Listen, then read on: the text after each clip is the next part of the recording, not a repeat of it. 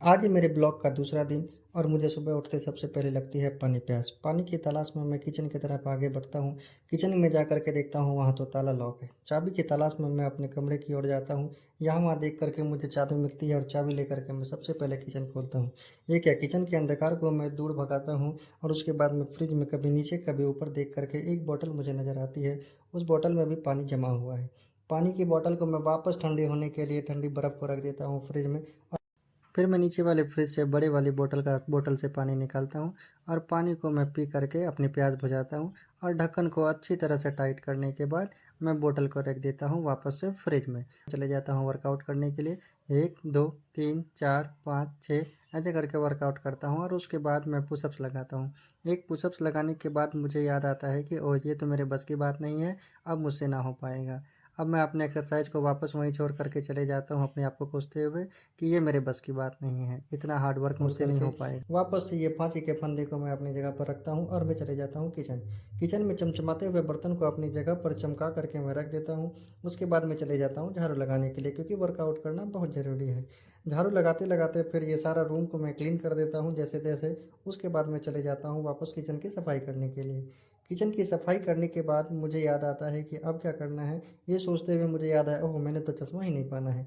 चश्मा पहनने के बाद मैं आगे बढ़ जाता हूँ अपने दूसरे काम की तरफ, ये सोचते हुए कि आगे क्या करना है, जीवन कैसे चलेगा या फिर आगे खाना क्या बनाना है।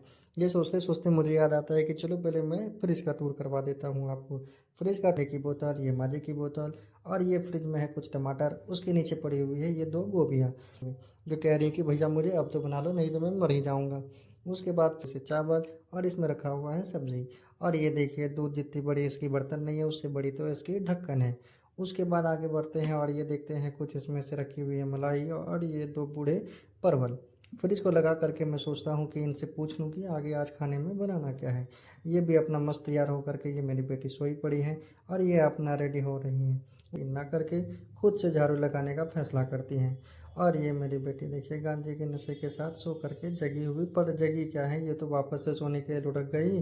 और इसे मैं वापस अपनी जगह पे छोड़ करके मैं सोचता हूँ कुछ तो कर लेता हूँ अपना। और इसे मैं अपनी जगह पे छोड़ करके निकल गया कुछ करने के लिए। सबसे पहले गोभी लिया मैंने, फिर लिया मैंने प्याज और उसके बाद 2 लिया मैंने आलू। ये सब्जी को बना, फिर उसके बाद मैं करता हूँ गोभी की कटाई और गोभी की तुराई। गोभी को तोड़ते तोड़ते तोड़ते मैं कर देता हूँ छोटा छोटा। फिर उसके बाद मैं करता हूँ गोभी की सुताई। फिर गोभी को मैं छोटे छोटे टुकड़े में काटता हूँ और उसकी अच्छी तरह छिलाई करके आलू की कर देती हूँ छोटे छोटे टुकड़ा। फिर उसके बाद मैं करता हूँ प्याज का कटिंग। प्याज को चॉप चॉप चॉप काट करके फिर मैं बढ़ जाता हूँ आगे मिर्ची काटने के लिए। मिर्ची काट करके मैं के बाद मैं चलाता हूँ गैस, उसके ऊपर चढ़ाता हूँ कढ़ाई। तेल गर्म होने के बाद डालता हूँ खड़े मसाले और उसके बाद मैं डालता हूँ प्याज और मिर्ची। सारे कुछ को अच्छे से ढक करके मैं उसके बाद चले जाता हूँ मैं अपनी बेटी को देखने के लिए। ये मस्त होकर के आंगन में खेल रही थी। खेलते खेलते आज का ब्लॉग को करते हैं यहीं पे समाप्त।